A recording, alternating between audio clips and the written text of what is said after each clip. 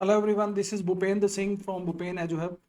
आज का जो टॉपिक है वो है hostel life versus day school life.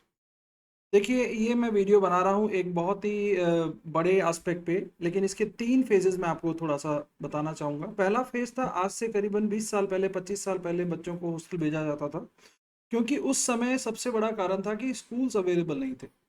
यानी बहुत नामी गिरामी और बड़े स्कूल्स थे, उन्हीं में हॉस्टल हुआ करते थे और उन्हीं में बच्चों को जो अवेयर पेरेंट्स थे वो भेजा करते थे। एक फेज दोबारा आया, यानी आज से करीबन 10 साल पहले, और उसमें ऐसे स्कूलों को ऑप्ट किया गया, यानी और स्कूल्स में हम हॉस्टल इसलिए ऑप्ट करने लग गए क्योंकि जो ये बच्चे बाहर गए और इनमें जो डेवलपमेंट आए या इनमें जो ट्रांसफॉर्मेशन आया वो दिखने लगा। और एक स्कूलों का एक तबका और आया जिसने शहरों के नज़दीक जो गांव हैं, कस्बे हैं, उनमें उनमें हॉस्टल्स की शुरुआत की। तो सेकंड फेज आया उन हॉस्टल्स का जो कि गांव के नज़दीक, कस्बों के नज़दीक या बड़े शहरों के अंदर बनने लगे। तीसरा फेज जो अब स्टार्ट हो रहा है हॉस्टल लाइफ का, वो मैं आपको शेयर करना चाहता हूँ कि न्यू एजुकेशन पॉलिसी में अभी आया है स्किल बेस्ड एजुकेशन। यानी सिक्स से ऊपर अभी मैक्सिमम जगह पर सिक्स बेस्ड एजुकेशन जो है प्रमोट होने वाला है। अगले साल से एनईपी लागू हो गया है, या मैं कहूँ इस एकेडमिक सेशन से एनईपी शुरू हो चुका है। तो एनईपी का मतलब यह है कि आपके बच्चों को ट्वेल्थ क्लास में बोर्ड देना है, उससे पहले कोई ना कोई एक स्किल है वो सीखना है, और ये एकेडमिकली अगर स्ट्रांग बच्चा है तो इलेवंथ में आके अपना एकेडमिक सब्जेक्ट ले सकता है। लेकिन जब ये बात मैं आपसे कह रहा हूँ तो इसके पीछे का वैज्ञानिक कारण ये है कि जो हम आपसे चीज़ें शेयर कर रहे हैं, जो चीज़ें मैं आपको बताने की कोशिश कर रहा हूँ, उन चीज़ों को ग्राउंड पे कैसे रिलेट करना है, इसी के बारे में आगे का पूरा स्लाइड है। तो चलिए देखते हैं हमारे आगे के बच्चों के लिए जो एक सजेशन है कि hostel life versus school life. Now school और स्कॉलर्स, पहले तो ये समझना है, स्कूल मीन्स कोई भी स्कूल है जिसमें बच्चा पढ़ रहा है, वो हॉस्टल में के साथ में भी है और बिना हॉस्टल के साथ में भी है। डे स्कॉलर वो बच्चा है जो सुबह स्कूल जाता है, शाम को वापस घर आ जाता है, और हॉस्टल में वो बच्चा है जो एक बार के लिए, एक स्पैन के लिए, पूरे एक साल के लिए हॉस्टल में रहता है। बहुत बेसिक चीज़ है ये, कोई बहुत बड़ा रॉकेट साइंस नहीं है। लेकिन इसके अंदर के जो छुपे हुए कॉन्सेप्ट्स हैं उनके बारे में आज बात करना बहुत ज़रूरी है कि आखिर में हॉस्टल लाइफ में क्या क्या चीज़ें बच्चे के साथ होती है। तो मैं छोटे छोटे ब्रीफ के साथ स्टार्ट करूंगा। अच्छी हैबिट्स बनती हैं, एक शेड्यूल फॉलो होता है, सोशल डिस्ट्रैक्शन नहीं होता, ये एक पहला फेज है, हम समझते हैं। लेकिन इससे पहले जरूरी है ये समझना कि जो हॉस्टल के अंदर बच्चे हैं उनमें ये सारी काबिलियतें आती क्यों हैं। एक बच्चा 6 घंटे स्कूल जाता है और 2 घंटे रहता है वो अपनी किसी रूटीन के अंदर, और ऐसे कंडीशन में बच्चा एक रूटीन को फॉलो करता है, और एक हॉस्टल का रूटीन, एक स्कूल का रूटीन।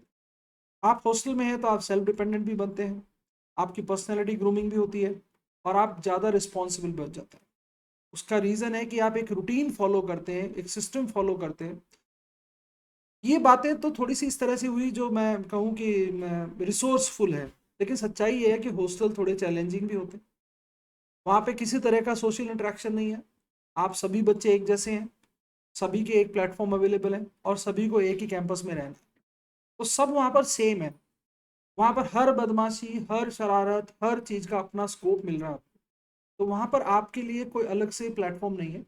अगर आप स्कूल लाइफ में हैं तो आप 4 बजे 3 बजे घर आ गए और उसके बाद में आपकी चीज़ें दूसरी तरह से स्टार्ट हो। हॉस्टल से जो सबसे बड़ा ड्रॉप मतलब बेनिफिट जो निकल के आता है वो निकल के आता है कि आप पंचुअल बनते हैं। आपको टाइम मैंने, बहुत सिंपल सी बात है भाई, आप सुबह टाइम से नहीं उठोगे, नाश्ता टाइम पे नहीं मिलेगा, आप सुबह के लंच ब्रेक के लिए अगर टाइम पे नहीं पहुंचोगे तो आप भूखे रहने वाले हो। आपने टाइम फॉलो नहीं किया तो आपको पनिशमेंट मिल सकती, मतलब बहुत सारी चीज़ें हो सकती हैं। इसलिए आप सबसे बड़ी चीज़ जो है ना हॉस्टल में वो होने वाली है आपके साथ कि आप टाइम की वैल्यू करना सीख जाए। अब आप यही चीज़ अगर घर पे देखें तो होता ही है, मम्मी सुबह से धक्के दे रही होती है और आप धीरे धीरे करके, गाड़ी आ रही है, टिफिन आ रही है, ये ले लो, ये ले लो, चलता रहता है। जब हम इन सब की बातें करें तो हॉस्टल में एक चीज़ और होती है कि हम अपनी बिलोंगिंग्स, जो चीज़ें हैं, उनकी कदर करना सीखते हैं। तय मान के चलोगे, अगर आपको जो चीज़ें घर से दी गई है तो हॉस्टल में आपकी सॉक्स, अंडर गारमेंट्स और लिंगनेट्स जो भी चीज़ें हैं, या और है हैंकीज हैं और बहुत सारे आइटम हैं, वो आपके पार होने के पूरे चांसेस हैं, होते भी है। तो इसका मतलब ये हुआ कि आप अगर हॉस्टल में हो तो अपनी चीज़ों की कदर करना, उनको संभालना सीख जाते हो। अब बात करते हैं स्कूल और हॉस्टल लाइफ के हिसाब से एकेडमिक सपोर्ट का क्या है। स्कूल में आप हो तो 6 घंटे 7 घंटे के लिए आप एक बार के लिए इजी अवेलेबल हो, लेकिन हॉस्टल में आपको एकेडमिक सपोर्ट मिलता ही मिलता है। आप बहुत सारे डाइवर्सिफाइड टीचर्स से टच में रहते हो, वार्डन अलग है, कोई वहाँ अगर आपको होम टीचर है तो वो अलग है, आपको वहाँ जो एक्स्ट्रा क्लासेस है वो अलग है। तो आपका वहाँ डेवलप जो होगा वो होगा सबसे पहले कंसंट्रेशन, आप कंसंट्रेट कर पाओगे क्योंकि आपको सिटिंग मिल रही है, आपको प्रॉपर शेड्यूल मिल रहा है। अक्सर बच्चे हॉस्टल को इसलिए भी ऑप्ट करते हैं या पेरेंट्स ये सोच के ऑप्ट करते हैं कि पढ़ने में अच्छा हो जाएगा, इसकी पढ़ाई सुधर जाएगी, ये डिसिप्लिन में आ जाएगा। ये थोड़ा नेगेटिव अप्रोच है। मैं कहता हूँ उन बच्चों को एक्स्ट्रा क्लासेस भी मिलती हैं, रिविजन का टाइम भी मिलता है और आपको एडिशनल डाउट क्लियर करने का टाइम मिलता है। जबकि वो आप अगर डे स्कूल में होते हो या किसी ऐसी जगह होते हो तो आपको या तो स्कूल टीचर का ट्यूशन लेना होता है या कोई कोचिंग या ट्यूशन सेंटर ऑप्ट करना पड़ता है जिसमें अलग एनवायरनमेंट है। तो आपको जो एकेडमिक हेल्प मिल रही है अपने दोस्तों से भी मिलती है। सबसे अच्छी लर्निंग जो होती है पीयर में लर्निंग होती है, आपस में सीखने से लर्न होती है। तो आप, मैंने तो जो हॉस्टल में मेरे बच्चों के टाइम पे देखा कि 5 दिन 7 दिन पहले ग्रुप में बैठ के पढ़ाई करते हैं हॉस्टल के अंदर और उसके अंदर वो शानदार डिस्कशन होता है। एक जो अच्छा पढ़ने वाला बच्चा है वो कमजोर या मैं कहता हूँ एवरेज बच्चे को बड़ा अच्छे से सिखाता है। दूसरा, हॉस्टल में बहुत सिंपल सी बात है साहब, सब लोग मिलकर शॉर्टकट्स अपनाते हैं, टेक्निक्स निकालते हैं। वो शॉर्टकट एक बार के लिए ठीक है, अच्छा हम कह सकते हैं ऐसा है वैसा है, लेकिन फैक्ट क्या है कि वो शॉर्टकट्स आपकी निमोनिक्स बन रही है और वो आपको बहुत अच्छे से हेल्प करती है। तो ये जो आपका हॉस्टल का लाइफ है, ये जो हॉस्टल का पार्ट है, ये आपका एकेडमिक से रिलेटेड। चलिए पार्ट नंबर 2 की तरफ चलते हैं। देखिए, जब आप हॉस्टल में होते हैं तो सबसे बड़ी बात, आपको अलग अलग पर्सनैलिटी मिलती है तो आपको पर्सनल अटेंशन मिलता है। आपके पास में एक इमोशनल बॉन्डिंग बनती है, आपके फेवरेट टीचर्स बनते हैं। आपको वो जो हेल्प चाहिए उसमें उस टीचर का बड़ा इमोशनल रोल होता है। आज के टाइम में 2 बजे बाद में स्कूल से जाने के बाद कोई टीचर नहीं चाहता कि कोई बच्चा उसको फ़ोन करके कोई हेल्प ले, क्योंकि वो अपनी ट्यूशन्स और क्लासेस में बिजी हो गए, कमर्शलाइजेशन हो गया। लेकिन जो हॉस्टल का टीचर है वो आपके पास एट ए टाइम अवेलेबल है और आपका इमोशनल बॉन्डिंग उससे होती है। सबसे अच्छी बात, आपके पास आपके सेम सेम एज ग्रुप के दोस्तों का, थोड़ा बड़े छोटे दोस्तों का ग्रुप होता है जहाँ पर आप हर तरह का गेम खेल सकते हैं, हर तरह की मस्ती कर सकते हैं। हॉस्टल में बहुत बदमाशियाँ मस्तियाँ होती है, सब जानते हैं। वो मौके आपको वहाँ मिलते हैं, वहाँ आप सीखते हो। आपका एक कॉन्फिडेंस आता है, आपको पता होता है किस लेवल की बदमाशी कहाँ तक करनी है, उसकी ज़्यादा नहीं करनी है, उसके कॉन्सिक्वेंसेस क्या हो सकते हैं। जब हम ये सब चीज़ें करते हैं तो हमें अपनी चीज़ों की देख रेख की भी समझ बनती है। मैंने पहले भी जिक्र किया है कि हॉस्टल में आपका अपना एक सामान होता है, आप अपनी चीज़ों को ध्यान रखते हैं, केयर करते हैं उनकी। और ये करने से आपको पहचान भी आती है, आप पहचान जाते हैं कि ये मेरी है, ये दूसरे की है। या फिर हमें कोई शरारत में या कोई बदमाशी भी करनी है, हम उसकी चप्पल छुपा देंगे, उसके कपड़े छुपा देंगे, ये कर देंगे। तो आप जानते हो कि आपकी शरारतों में कोई ना कोई एक स्किल डेवलप हो रही है जो आगे जाके आपको हेल्प करने वाली है। नेगेटिव नहीं लेना, इसको पॉजिटिव लेना। सबसे बड़ी बात है, घर में आपकी बेडिंग लगाना। कहते हैं इंसान को अगर प्रोग्रेस करनी तो सबसे पहले उसको एक चीज आनी चाहिए, अपना बिस्तर समेटना, अपना बिस्तर लगाना। ये बहुत बड़ा फंडा है, बेसिक साइंस है। क्योंकि आप वहाँ आप जानवर को भी देखेंगे, किसी को भी, तो अपनी जगह को साफ या साफ जगह पे बैठता है। वेडिंग डे का स्टार्ट है। किसी भी कंडीशन में आप हो, मैं बहुत बहुत सिंपल से शब्दों में बताना चाहूँगा, किसी भी कंडीशन में अगर आप हो तो आपके पास में इमरजेंसी बेड शेयरिंग भी है। यानी आप 2 बंदे 3 बंदे एक बेड पे सो जाओगे। कोई कोई होटल में, मतलब हॉस्टल में जो आपकी शरारतें होती है उनकी भी कोई लिमिट नहीं होती बच्चों। वो करते हो आप, उन शरारतों से आप सीखते हो। दूसरा, आप जब इतना सब करते हो तो आप अपनी स्कूल से कनेक्ट फील करते हो। कनेक्ट का मतलब बहुत क्लियर है, मैं आपको यहाँ बताऊँ कि आपकी बहुत सारी चीज़ें जुड़ जाती है स्कूल से। आपको करने के लिए काम भी होता है, खेलने के लिए भी जगह होती है, मस्ती करने के लिए जगह होती है, शरारत करने के लिए भी जगह होती है, और सब वो एक कैंपस के अंदर होता है। आप जो ये मस्ती कर रहे हो, इसकी रिपोर्ट आपके घर के पास नहीं आएगी। मस्ती की डेफिनेशन है, शरारत और मस्ती में बहुत फर्क है। तो आपकी जो बनती है वहां पर वो 100% लाइफ बनती है। डे स्कूल में आप आओगे, आपको कहीं ना कुछ ऐसा दे दिया जाएगा, दोस्त नहीं है, मम्मी ने अलाउ नहीं किया, ऐसा नहीं हुआ, वैसा नहीं हुआ, गाड़ी नहीं लेके जा सकते, सब कुछ अलग हो जाता है। तो हॉस्टल के बच्चे इस मामले में बड़े मिच्योर से बन जाते हैं। दूसरा, अगर आपने एक बार हॉस्टल जाना सीख लिया, देख लिया, तो आपको एक चैलेंज आने वाला है, वो है होम सिकनेस। शुरू में आएगी। आप अच्छे दोस्त बनाओगे, आप अपनी फैमिली की वैल्यू करोगे, आपको सोशल, और सबसे बड़ी बात, आप सोशल इश्यूज से अलग है। घर पे हो, कोई मामला हो गया और साहब लो जी घर पे पंचायत बैठ गई और आपका सारा रूटीन डिस्टर्ब। कोई इशू आ गया, घर वाले वहां ले गए, वहां इशू हो गया। दूसरा, आप जब हॉस्टल में हैं और डे स्कूल में, तो डे स्कूल वालों का बहुत बड़ा टाइम आपका काय में निकल जाता है, ट्रांसपोर्ट में। बहुत सारी भाग दौड़ होती है। किसी तरह के लेवल पे वो बच्चे जल्दी से सेटल नहीं हो पाते। जबकि हॉस्टलर्स के लिए सबसे बड़ा फायदा क्या है, कोई रिस्क नहीं है। अपना तैयार हुए 5 मिनट की वॉक के अंदर आपके स्कूल कैंपस पे पहुंच गए। कुछ जगह तो बिल्डिंग ऐसी है कि ऊपर हॉस्टल है, नीचे बच्चे रह रहे हैं, वहाँ भी बहुत अच्छी आसानी है। तो हॉस्टल के ये बड़े बेनिफिट है।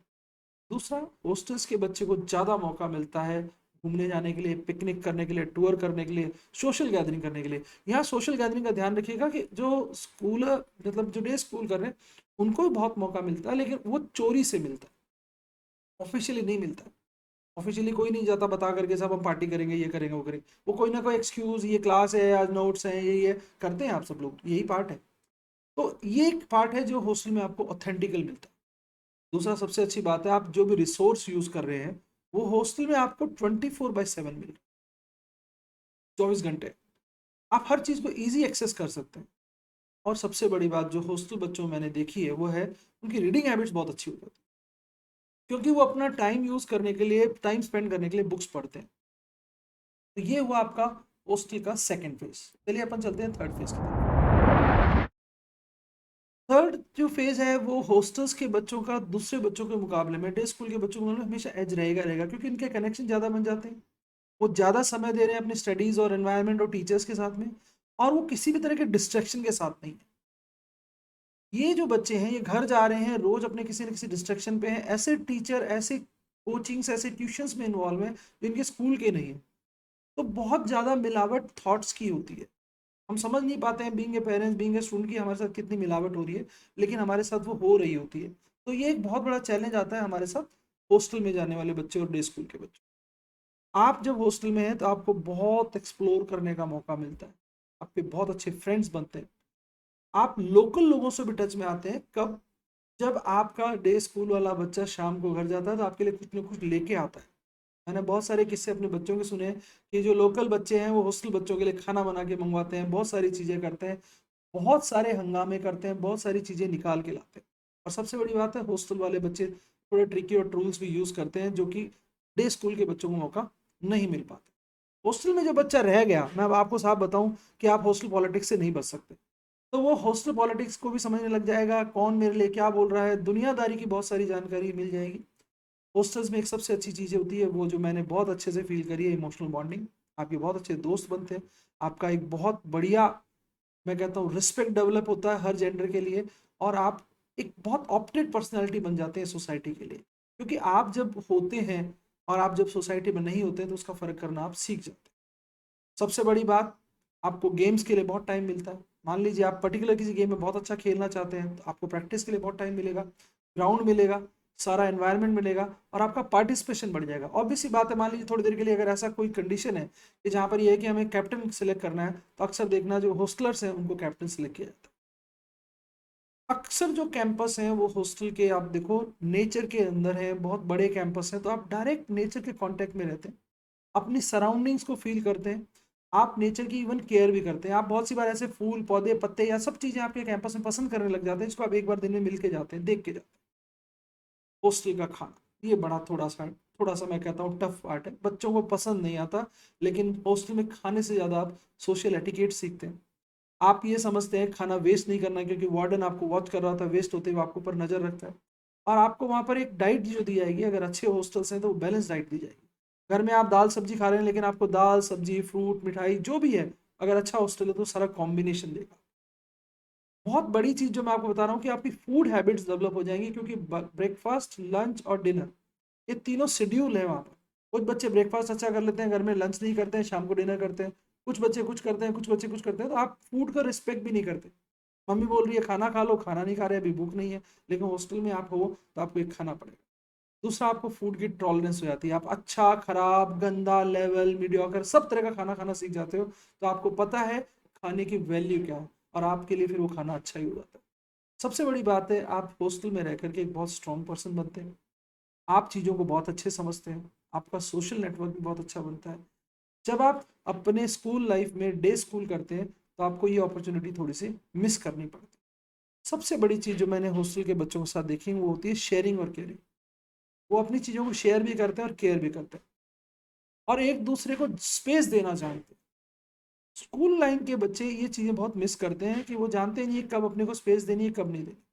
और दूसरा, वो अपने डर को लड़ सकते हैं, डर को जीत जाते हैं। छोटी सी एज, मान लो 6 में आपके बच्चे को हॉस्टल में डाल दिया, या आप हॉस्टल में चलेंगे, तो आपका डर है, वो थोड़े दिनों आप उसको डर को जीत जाओगे, आप एक बहुत स्ट्रॉन्ग पर्सनैलिटी बन जाते हैं। तो ये एक खासियत है जो हॉस्टल के बच्चों के साथ में चलती है। अगला फेज बात है, जो मैं आपको बताऊं कि नॉर्मली बच्चों की स्किल्स डेवलप होती हैं, उसके लिए कोई ना कोई एक फील्ड लेनी पड़ती है।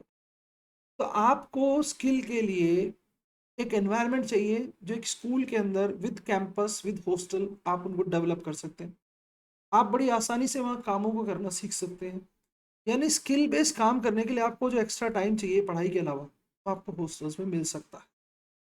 सबसे बड़ी बात है आप डाइवर्सिफाई हो जाते हैं, आप इतने सारे कल्चर, इतने सारे फेस्टिवल, इतने सारे खाने, इतने सारे की ड्रेसेस, अगर हम किसी कंट्री के एंगल से बात करें तो पूरी कंट्री का एक्सपोजर आपको मिलता है। और आप एक दूसरे की कल्चरल वैल्यूज का रिस्पेक्ट करना भी सीखते हैं। नॉन वेजिटेरियन फैमिली है, किसी का अगर फंक्शन आ रहा है तो वेजिटेरियन हो जाएगा वो, क्योंकि उसको अपने दोस्ती निभानी। फिजिकल हेल्थ बहुत अच्छा कंट्रीब्यूशन देता है हॉस्टल लाइफ में, क्योंकि आपको सुबह 6 बजे से लेकर रात को 10 बजे तक एंगेज रखा जाता है। 10 नहीं तो 9 बजे तक तो पक्का रखा जाता है। आप कोई अपना इंडिविजुअल स्पोर्ट्स खेलना चाहते हैं, उसके लिए आपके पास मौका मिलता है। आप कोई प्रोफेशनल ट्रेनिंग लेना चाहते हैं तो उसके लिए आपके पास एक्स्ट्रा टाइम है। आप डांस म्यूजिक के लिए तो उसके पास एक्स्ट्रा टाइम है। तो बहुत आपको एक्स्ट्रा टाइम मिलता है। सबसे अच्छी बात है हॉस्टल में खेलने के लिए खूब मिलता है। आप अपने आप को डेवलप कर पाओ, आपको बिल्ड कर पाओ, उसका बहुत मौका मिलता है। और आप अपनी स्ट्रेंथ्स को बहुत मजबूत करते हैं, क्योंकि आपकी फाइट खुद से होती है। आपको कोई और नहीं बोल रहा होता, आप तय करते हैं कि ये मैं कर सकता हूँ या नहीं कर सकता। और जब आप ये चैलेंज करते हो अपने आप को, तो आप अकेले होते हो उस टाइम पे उससे लड़ने के लिए। लेकिन जब आप ग्रुप में होते हो तो आपकी टीम स्पिरिट भी बनती है। आप जॉइंट एफर्ट्स में बहुत सारे काम करते हैं। और आपकी जो अप्रोच हो जाती है वो कॉन्ट्रीब्यूटरी अप्रोच हो जाती है। आप कंट्रीब्यूट करना सीख जाते हो। अदरवाइज आप एकल हो गए, इंडिविजुअल हो गए। डे स्कूल का बच्चा अक्सर देखना एकल होगा, मैं। हॉस्टल वाला हम में शिफ्ट हो जाता है। ये सब जितना कर रहे हैं उसके साथ साथ में हॉस्टल में सबसे बड़ा लफड़ा है अपनी करेंसी का, बजटिंग, पॉकेट मनी। तक शॉप से सामान लिया, आपको पता ही नहीं कितने खर्च हो गए। 2 महीने बाद में आपको पता लगने लग जाएगा आपकी बैलेंस शीट कैसे बन रही है। तो आप अपने एक्सपेंसेस को मेंटेन करना सीख जाओ। घर पे आज 100 ले लिए, कल 200 ले लिए, मेरे को पैसे ही नहीं देते, मुझे ये नहीं मिलता, मुझे वो नहीं मिलता, मेरे तो कम पड़ते हैं, मेरे वो पड़ते हैं। ये सब हॉस्टल में नहीं चलता।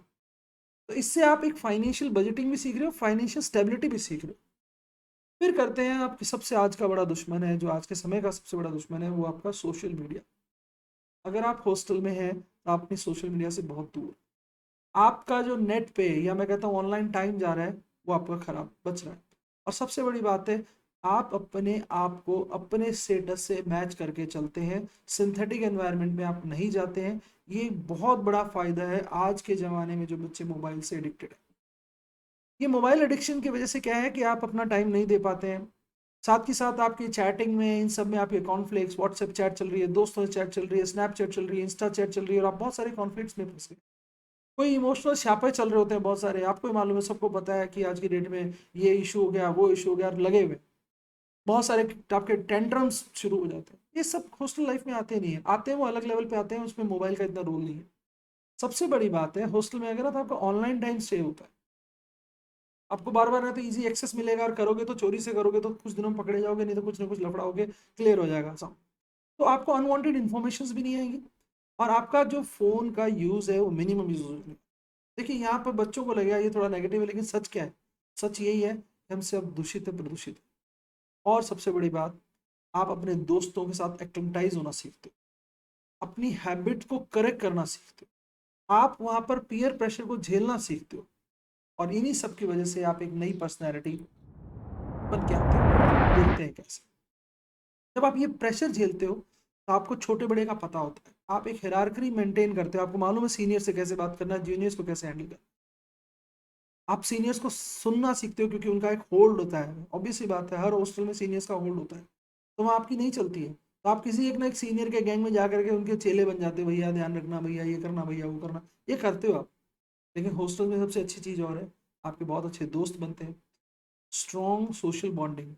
हॉस्टल के पेरेंट्स आपस में मिलते हैं तो उनके फैमिली टर्म्स होते हैं, स्कूलों में ये बहुत कम देखने को मिलता है। तो आपका एक बहुत बड़ा सोशल नेटवर्क बनता है पूरे नेशनल लेवल पे। मेरे बेटे के वो दोस्त बहुत स्ट्रॉन्ग हैं जो उसको हॉस्टल में मिले, और आज हम उनके पेरेंट्स से मिलते हैं, हम एक दूसरे को बहुत अच्छे से जानते हैं। आप एक्टिवली इन्वॉल्व होते हैं हॉस्टल्स में, आप मल्टीटास्कर बन जाते हैं। यानी आप हॉस्टल में हो तो आपको एक काम नहीं करना, बहुत सारी जगह आपको पनिशमेंट के तौर पे भी काम दे दिया जाता है, तो आप काम सीखते हो। और सबसे बड़ी बात, इस पूरी ग्रूमिंग में आप धीरे धीरे, जब आप मान लो 10th या 12th करके हॉस्टल से बाहर निकल रहे हो, तो प्रोफेशनल बन जाते हो। और सबसे अच्छी बात है, आप अपने इश्यूज को हैंडल करना सीख जाते हो, लाइफ को बैलेंस करना सीख जाते हो, और पॉजिटिव ट्रेड्स अपनाते हो। ये जितनी भी चीज़ें होती है ये आपके साथ हॉस्टल लाइफ में होती ही होती है। जितनी भी जानकारी मैंने दी है इसका ये मतलब नहीं है कि हॉस्टल ही एक ऑप्शन है। मैं आपको बताऊँ स्कूल भी अपने आप में एक बहुत बड़ा ऑप्शन है। लेकिन आज जो स्कूलों की स्थिति है उसमें 3-4 चीज़ें बड़ी कॉमन चल रही है। पहला भीड़ तंत्र, दूसरा कोचिंग माफिया और तीसरा है आज के समय में स्कूलें 5 स्टार फैसिलिटीज़ के लिए ज़्यादा जानी जाती है, न कि पर्सनैलिटी ग्रूमिंग के लिए। कड़वा है लेकिन ये सच है। जब मैं आपसे ये बात शेयर कर रहा हूँ तो इसके लिए मैं आपको फैक्चुअल बात बताना चाहूँगा कि जो बच्चे आज स्कूलों में हैं उनको किसी न किसी रूप में ट्यूशन्स और कोचिंग्स का सहारा लेना पड़ता है। जहाँ पर हो सकता है बहुत सी जगह प्रोफेशनल टीचर्स नहीं है तो वो केवल अपने बिजनेस माइंड अप्रोच के साथ काम कर रहे हैं। अगर मान लीजिए कोई बहुत अच्छा टीचर है भी तो उसकी अपनी एक टाइम लिमिटेशन है कि आपको ग्रूमिंग की कितनी मदद कर पाएगा।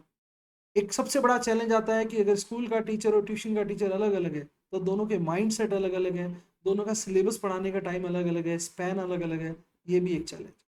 डे स्कॉलिंग उन बच्चों के लिए बहुत अच्छा बून साबित होता है जो किसी मेडिकल प्रॉब्लम में है या उनके पेरेंट्स इतने कैपेबल हैं कि वो उनको चेक कर सकें, हेल्प कर सकें, सपोर्ट कर सकें। लेकिन साथ साथ ये भी ध्यान रखिए अगर आपके पेरेंट्स इस चीज़ को समझते हैं कि बच्चे का ओवरऑल डेवलपमेंट करना चाहिए और स्किल्स के लिए काम करना चाहिए तो मैं सलाह देता हूँ कि उसको हॉस्टल जरूर जाना चाहिए। अगर हम बात करते हैं स्कूलों का दूसरे एस्पेक्ट की तो देखिए स्कूल्स की अपनी लिमिटेशन है 6.5 घंटे। उस 6.5 घंटे में लास्ट आपको 8 पीरियड्स यानी 35 मिनट्स के हिसाब से एक पीरियड देते हैं। तो आपको 35 मिनट्स के हिसाब से ये सब चीज़ें करनी होती है जो कि प्रैक्टिकली एक बच्चे की ग्रूमिंग में हेल्प नहीं कर पाती है। ऐसे में आपको हॉस्टल ऑप्ट कर लेना चाहिए। अगर अपन इसको थोड़ा ब्रॉड स्पेक्ट्रम में देखें, बड़े लेवल पे देखें, तो मैं एक चीज़ और देखता हूँ, फील करता हूँ, वो ये है कि जो हमारे प्रैक्टिकल अप्रोच है, यानी अगर हम स्कूलों के लेकर के बात करें या किसी भी कॉन्सेप्ट को लेकर बात करें, तो प्रैक्टिकल अप्रोच ये है कि जो चीज़ें हम कर रहे हैं, जिन चीज़ों के साथ हम चल रहे हैं, उनके साथ ही हमें आगे ग्रो करना पड़ेगा। और वो ग्रोथ क्या है? वो बहुत सिंपल सी ग्रोथ है कि आपने आज के ज़माने में अगर ये कॉन्सेप्ट बन रहा है कि हमें बच्चों को स्किल्स के लिए जाना होगा तो हमें उनके लिए प्लेटफॉर्म्स भी नए देखने होंगे। बहुत सी जगह बहुत से स्कूलों में बेसिक सिलेबस पढ़ाया जा रहा है अभी भी क्योंकि स्किल्स के टीचर्स अवेलेबल नहीं है। और जो अवेलेबल है वो इतने बड़े सेटअप्स के अंदर जुड़ गए हैं जहाँ पर आपकी पहुँच नहीं है। तो अगर आप चाहते हो कि आपके बच्चे का डेवलपमेंट हो, आप कंपेयर करो कि आपको क्या ऑप्शन ऑप्ट कर। डे स्कूलिंग के अपने फ़ायदे हैं। डे स्कूलिंग के बच्चे अपने घर में होते हैं, रोज़ाना घर पहुंच जाते हैं, हर चीज़ अपने माँ बाप से शेयर कर लेते हैं, अपनी प्रॉब्लम्स को देख लेते हैं। ये अपने एक डे स्कूलिंग के फ़ायदे हैं। अपना घर का खाना खा लेते हैं, अपने दोस्तों के साथ, अपने परिवार के साथ, अपने भाई बहन के साथ मिल लेते हैं, इमोशनल शेयरिंग कर लेते हैं। ये अपने डे स्कूल के फ़ायदे। डे स्कूल में जो बच्चा रह रहा है उसको ये पता है कि उसकी लिमिट्स कितनी है और उसके पेरेंट्स का बजट कितना है, तो उस हिसाब से वो ऑप्ट कर सकते हैं। लेकिन इनके साथ साथ ये भी बहुत ज़रूरी है कि जो मैंने आपको फीचर्स बताए हैं, जो आपको मैंने चीज़ें शेयर की है, उनको भी कंपेयर करके देखिए। अगर आप में इतनी समझ है कि आप इन चीज़ों को अपने डे स्कूल में मेंटेन कर सकते हैं तो बेहतर होगा कि आप डे स्कूल में ट्राई करें और इन चीज़ों को कोशिश करें। क्योंकि ऑप्शन यहाँ डे स्कूल या हॉस्टल नहीं है। ऑप्शन ये है आप किस सिस्टम में जाके बेहतरीन तरीके से अपने आप का आउटपुट ले सकते हैं, वो बेस्ट कहलाता है। हॉस्टल्स में कुछ कमियां भी हैं जिसमें मैं बहुत ओपनली कहना चाहूँगा कि आज बहुत सारे हॉस्टल्स में मारपीट का लेवल बहुत नेक्स्ट लेवल पहुँच गया है। बहुत सारे हॉस्टल्स में नोटोरियस एलिमेंट्स इतने ज़्यादा आ गए हैं। बहुत सारे हॉस्टल्स में कहीं कहीं ड्रग्स भी इन्वॉल्व हो गई है। कहीं कहीं जो हॉस्टल्स हैं वो पॉलिटिकली इन्फ्लुएंस लोग चला रहे हैं। कहीं कहीं पर गैंग्स बन गए हैं। ये भी एक बहुत बड़ा कारण। दूसरा, कुछ जगह हॉस्टल्स इतने बड़े, इतने ओवर क्राउडेड हैं कि जितनी फैसिलिटीज़ के साथ में हम सोचते हैं कि हमारे बच्चे की होलिस्टिक डेवलपमेंट होगा, वो भी नहीं हो पाता। तो हॉस्टल्स अगर कहीं पर बून भी है तो कहीं पर कर्स भी है। हॉस्टल्स एक अलग चॉइस देते हैं। अब मैं आपको फाइनल डिसीजन क्या लिया जाए कि हॉस्टल में भेजें या हम स्कूलिंग या डे स्कूलिंग। देखिए सबसे पहली बात है कि अगर आप कामकाजी पेरेंट्स हैं, आप ज़्यादा एजुकेशन और एजुकेशन के बारे में नहीं समझते हैं और आप फाइनेंशियली स्टेबल हैं तो अपने बच्चे को कम से कम 2 से 3 साल हॉस्टल जरूर भेजिए। और उसमें तो मैं सबसे ज़्यादा सजेस्ट करता हूँ 6, 7, 8। वही एक ना समझ वाली एज है जिसमें बच्चा बहुत कुछ समझदारी वाली चीज़ें जानता है लेकिन समझदार कहलाता नहीं। आप 9th में वापस अपने बच्चे को अपने पास ले आइए, लेकिन मैं आपको बताऊं 6, 7, 8 में अगर आपने बच्चे को हॉस्टल में डाला है तो उसकी एक बहुत शानदार ग्रूमिंग होके आने वाली है।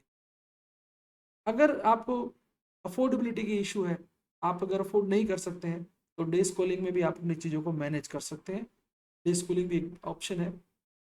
मैक्सिमम बच्चे डे स्कूलिंग में होते हैं, लेकिन जिस तरह से स्किल और हमारा सोशल एनवायरनमेंट आज की डेट में मोबाइल से, सोशल मीडिया से ग्रसित है, वहाँ पे आपके लिए हॉस्टल एक बहुत अच्छी बड़ी सुंदर चॉइस हो सकती है। इन सभी के साथ में इस वीडियो को अधिक से अधिक शेयर कीजिएगा, बताइएगा, और कोई कमेंट है तो मुझे ज़रूर बताइएगा। मैं और इसमें अगली बार सुधार करने की कोशिश। Thank you.